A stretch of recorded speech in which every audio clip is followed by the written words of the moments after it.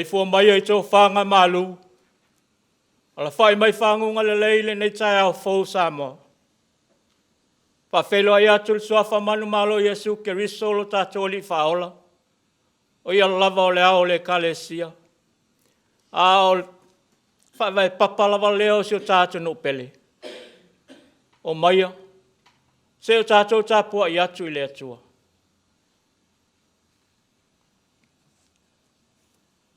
I nā whaeaia i lunga o tau ulu, o tau whaita tō ai.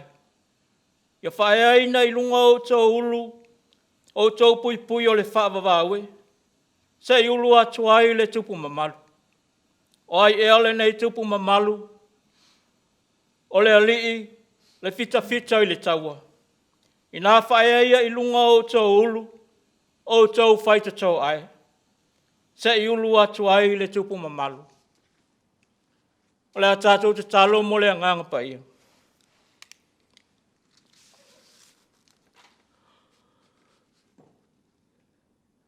E sili e se lava la ua fio. E matanga o fia lava alo mamalu. O le atu ai lo mātou ta mā. E pei ona mātou wha longo i lo feta lai mai. A ua moli mau le ala whai mai o le au atu nuu Samoa ma le lalolangi le nei Taeao fo. I le fia, le manuia e maise lo lava file mu. O le ala leo la mātou Tapuaiga. Ina se iau mātou sula ma alanga ina le vi inga o e lo mātou tamā. E pangala valea. E lea aunga. E se maanga sala la mātou Tapuaiga nei. O mātou whātaunga i lau lava alofa. Se i wha ngalo ma wha maina mai i mātou. Mai i lau anganga pa ia e taito alua ina ma papatiso ina i mātou. Ma wha maalama lama ina i mātou i lau feta lai mai. Ina i o mātou whaia lava le nei Tapuaiga i lau a fio. I le ava ma le mi ngao e te tauai. Mai ua tuai mea uma le whaasilisili ina o lau lava vi inga. O na lau lava suafa o mātou te talo atuai nei. Amene. O la tātou vesi, pepese atu le pese fitus fulmaleiva. Fitus fuluiva le vi inga o le atua.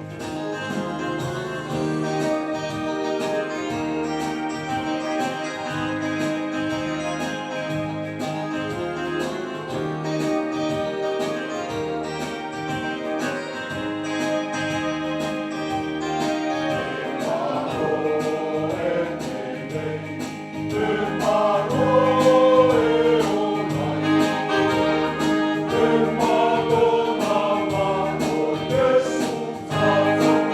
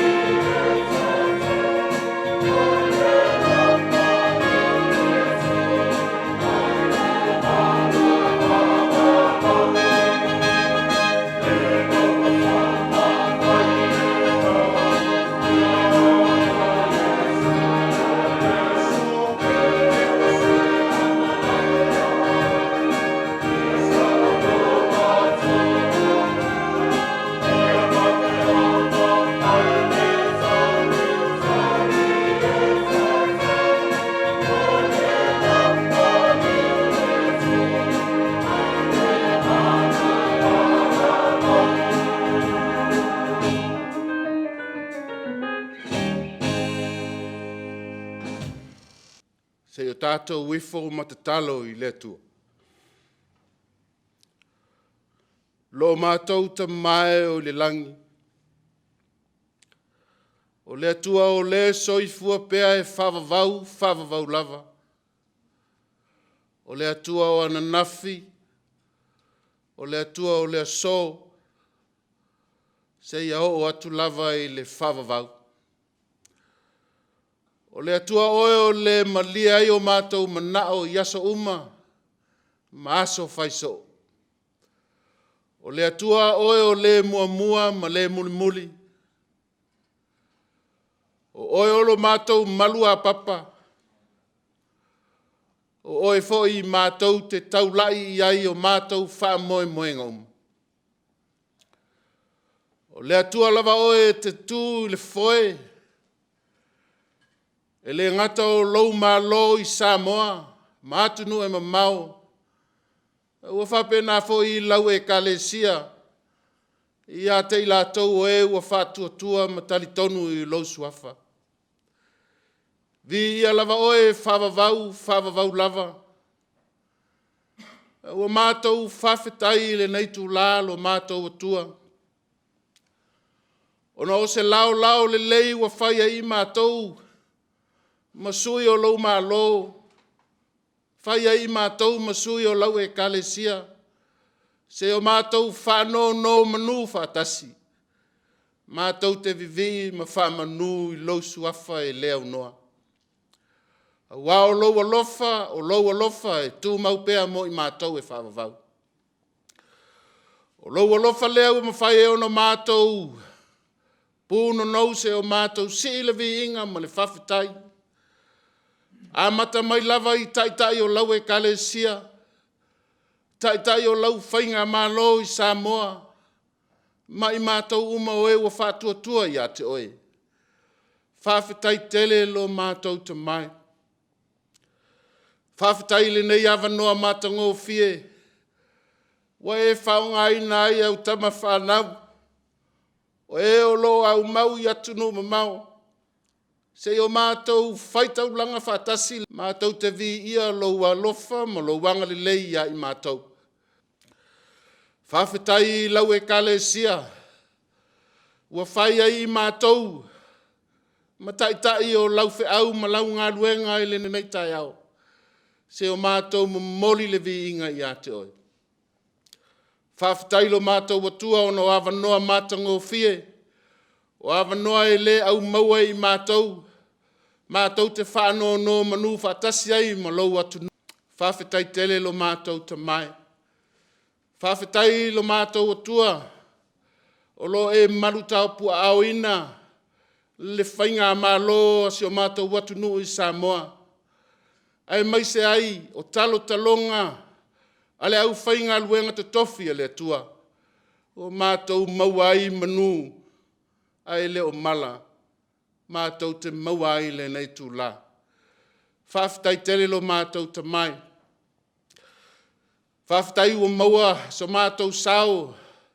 Se o mātou whaita wina. Ma o mātou vi ia Lausiva e leo noa.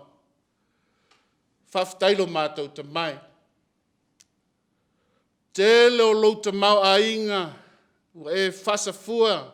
E lau whanau whātua ma o mātou wola ina ai le nei o langa e le tū mau.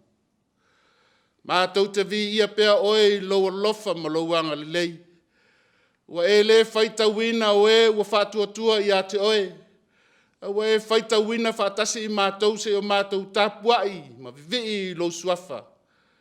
Ua ma whaia I mātou. Ona mātou maua le nei vaenga o le aso. Whawhetai tele lo mātou te mai. Ona le nei fo I awanoa mātango fie. Ua mātou lau whesira whai ai ma lou atu nuu o Samoa. Ma o mātou vivi ma whamanu I louanga le lei. Whawhetai le tele o lou lofa. Fua I fua I ai mātou. O mea maua I o mātou lima. Ua mātou whaunga ina. Ua mātou langona lo mātou whatau vaa. Mātou te whawhetai lo mātou te mai. O nei mea uma. Ana le se anoa lou alofa ia te mātou. Se manu mātou te le maua. O manuia, o se saafa autu ai le oti al fai mea. O mātou ai le manu o ulu. Vi ia oelo mātou o tua e whavavau lava. Siri le mātou whawhitai na o le taulanga, na saunia e lo walo pele o Yesu Keliso. Ma whai e mātou ono mātou maua, le manuia e whavavau. Ai maise, o le whamanga longa sili, ia i mātou. Ina ia maua ai lo mātou ai, a o mātou o ola ai le nei o langa e le tu mau. Mātou te talo le li e. Wa e si le fia. I mātou e le o ni tangata ato atoa, o i mātou lava o tangata whatau waa i lau sila mai. Mātou te talo le li e, se ia Efesoso ani mai. Te ele o mātou whale tonu malo mātou le ato atoa, o meu o mātou whaia malo mātou mauti noa, o meu o mātou whaia malo mātou le mauti noa e mātou. O lo sila mai fofonga o oelo mātou o tua ia i mātou. Mātou te talo le li e. O ani o mātou whale tonu mani o mātou o leu. Mātou te talo i lau whaamanga longa. E masai fo i lo mātou whaanono manu. Ona o ngā luenga o lo whengai ma lau whainga mā lo. Ai masai o lau e kalesia. E le ato atoa i mātou i lau sila mai. Mātou te talo le li e. Se ia e whamangalo ia te i mātou. Ngā pele toto tau o Yesu Keliso na maliwai le sātauro. Se ia whalanu mia ai i mātou le tu aingo le tangata.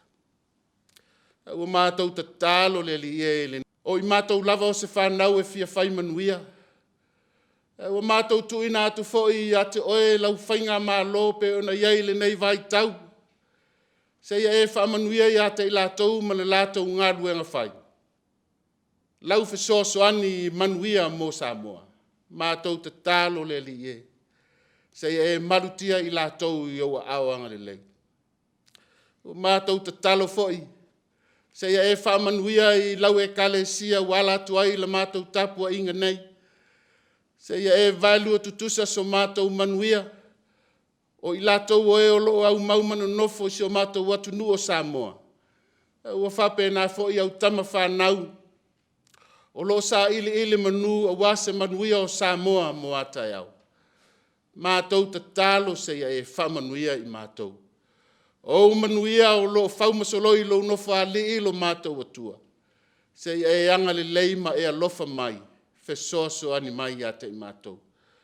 O le tau ati na eina fo i o lau fe au malanga o ngā ruenga i so se tafa o le nei ar langi. Ai maisa i se o mātou atu nu o Samoa. Mātou te talo se ia e Efesoso ani i lau fa au whai ngā ruenga. Utu pupu ina pea o lātou fafonga wale, mana vaola. Wale tapuaiga o finangalo maloto o tangata. Walo mātou wola whātua tua i a te oelo mātou tua. Mātou te talo le li e. Whamanuia mai a te i mātou ma lava o ai o fia mana o mia lau fesoso ani so se mea.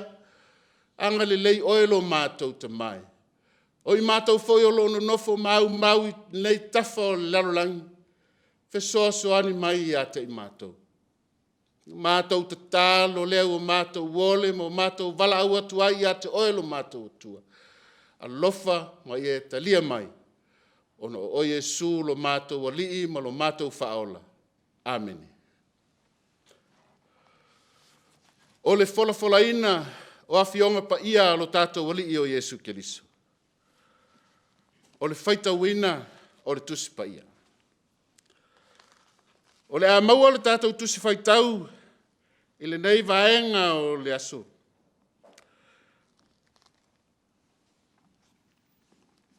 Le evangelia Yesu Keliso sa tusia e mātaio i lona matau po e luas fulu maletasi. O lona fo ipu mua se ia whaangata mai i fulu maletasi. Evangelia Yesu Keliso sa tusia e mātaio o lona matau po e luas fulu maletasi.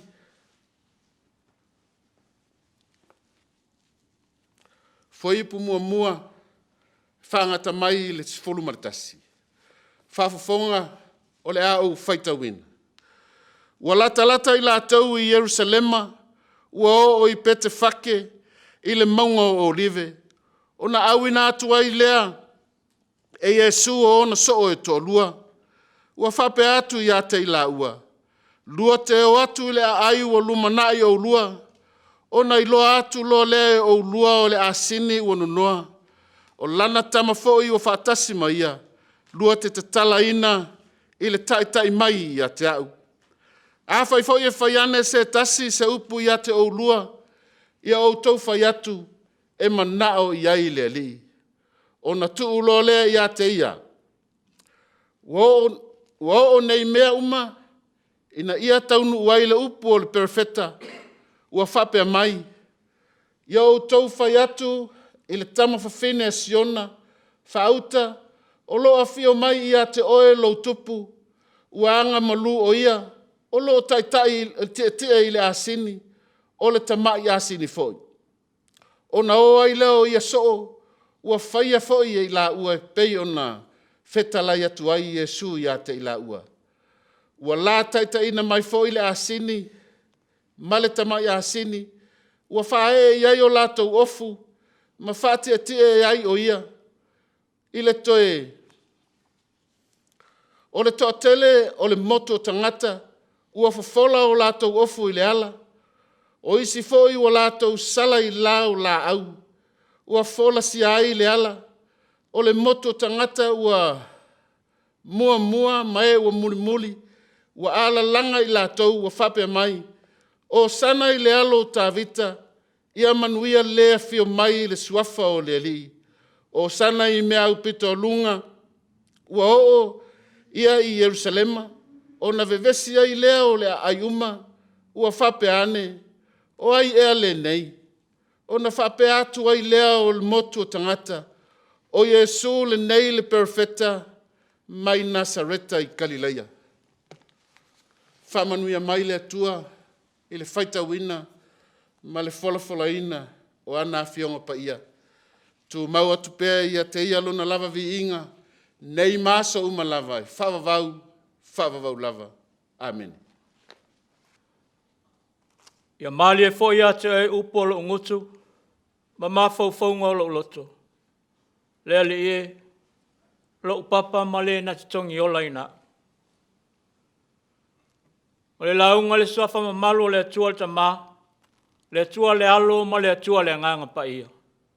Amen.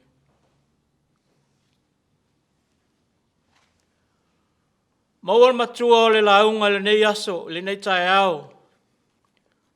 Le tusi sa whaita wina. Ma taio e luas fulma le tasi. Foi upu mua e o le se fulma le tasi. Au o filfilia le foi upu eiva e whaima matua. O le auto e whaita wina.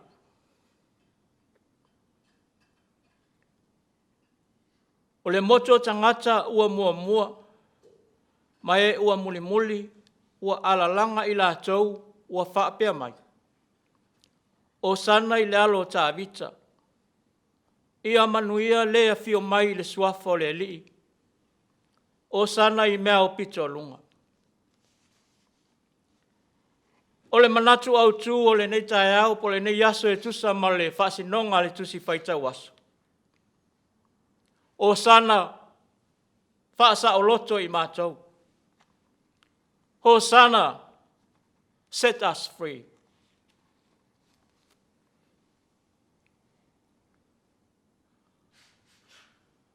O le upu o sana. O lona winga o le whaasa o loto i mātou. Set us free. O upu ia na ala langa atu ai le moto tangata. Ina ua fio mai Yesu i Yerusalema le asini.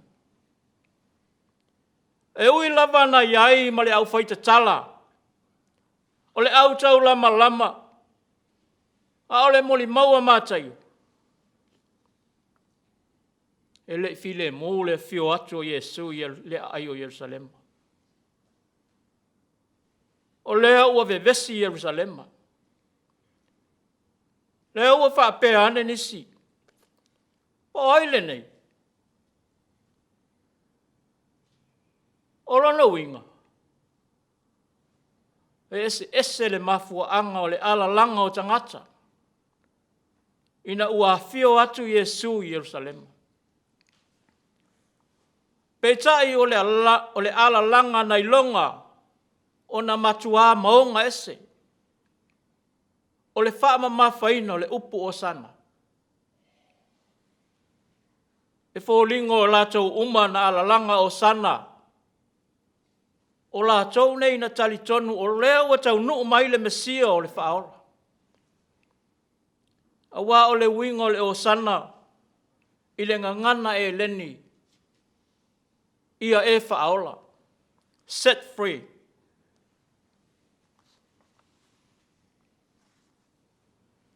Mao le ala langa le motu tangata i le aso. Ua au te tele i le tala le leia mātai o e pei ona o le manatu au le neiva yaso. O ia, o lea fio mai le suafo le li. Lea ua tau tino e mātai o ala falafa tuna. E le o Yesu e le o se futu na tawhea i le au i Galileia. E le ai. O ia lava na fio mai le suafo le atua. A le ua wha manatu e mātai o i tangata. O le so tanga lea, ma le pi tanga lea o Yesu, lea o lo ti e le asini, ma le atua. O ia o le whaaola, o lona suafa lea. Ai ele manatu o le launga, se i tuli mata ngau pēa, le whaama mafa, o le manatu au tu o le nei Taeao. O sana, whaaola i mātou. O le fisili.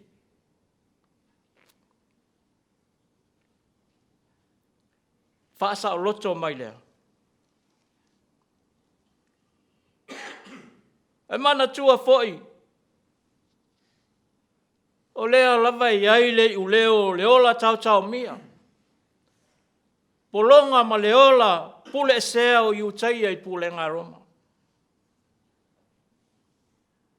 O lea lava e whaatalitali iutaia i se Taeao fou e a fio mai ai se Mesia. Ma se pelu e whaato i lalo ai le malosi o Roma. Peitai. Sa lilo i manato i utaia e ese le awala ua fuafua e le atua. E whaao ngaina ai le soifua Yesu e whaola ina lo nanu. E le o le tau ma le pelu e whaola ina ai le nuu. A o le whiau ua momoli mai e le asini. E sa ili malo. E sa ili manu malo i lalo. O mai le malo le atua i se awala file mu. Ia atonu na tau whetoi na ale o sana tangata i na ua lea fio mai Yesu i se kariota afi. Pe wha pepe foi ni ke rupi ia o fio mai o ia Yerusalema. Uia o lea. O le o sana lava lea e tasi. Na toe tō mā natu ai le motu o tangata. O Yesu, o le alo o tā vita. E sau o ia mai le ngafa o tā vita. Mai le tau whaailo ina o tā vita o le toa mālosi na ea ai. Israelu i o na while uma. O le vaai lea na vaai ai utaia i a Yesu i le aso.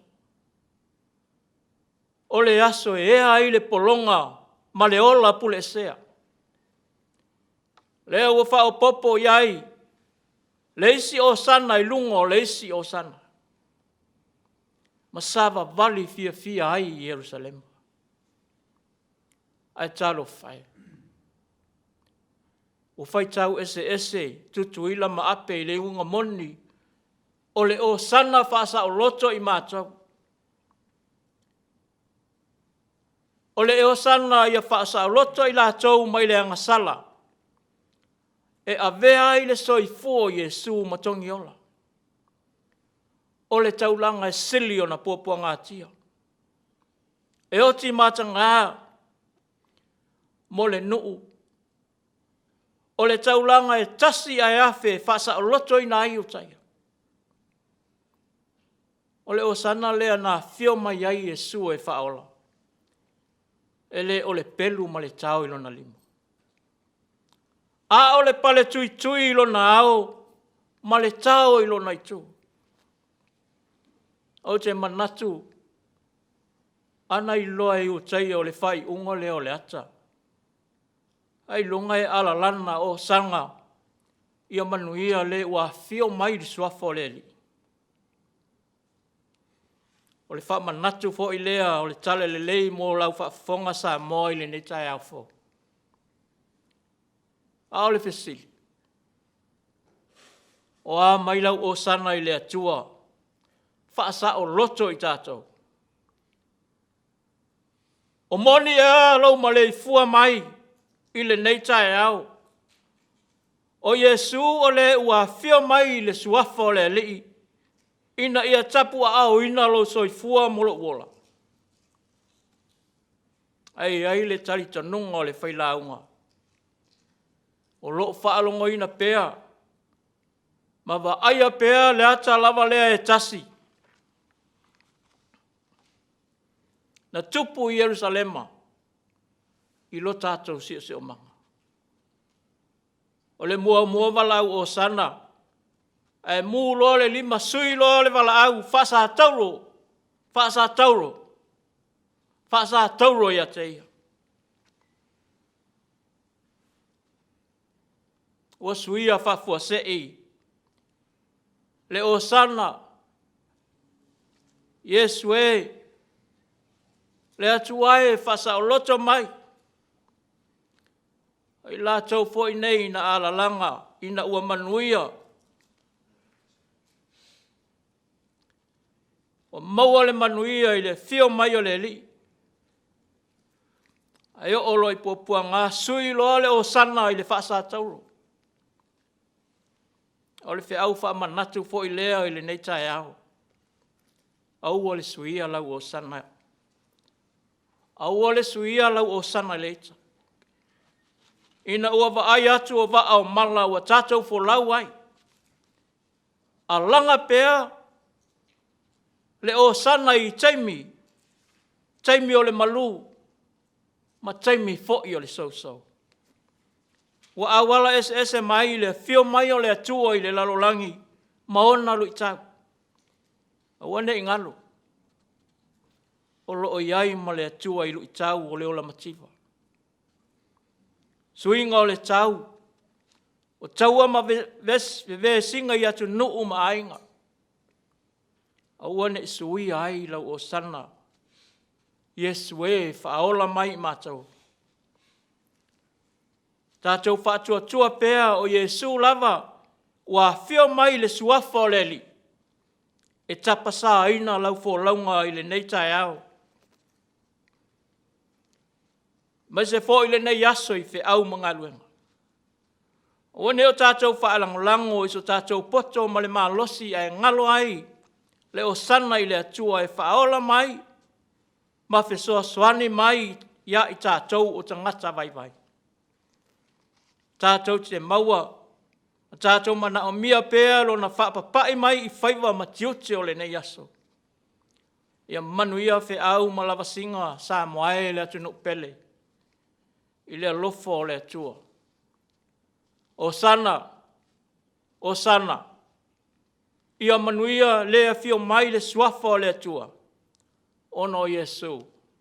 Amen. O lea tātou te pese atu i ingo le atua.